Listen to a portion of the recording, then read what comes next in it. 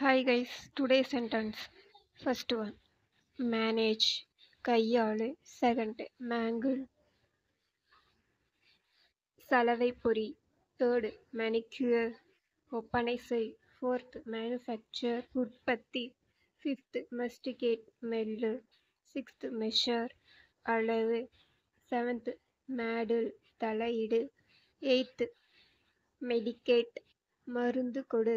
9, meditate, தியானம் செய். 10th, memories, மனப்பாடம்.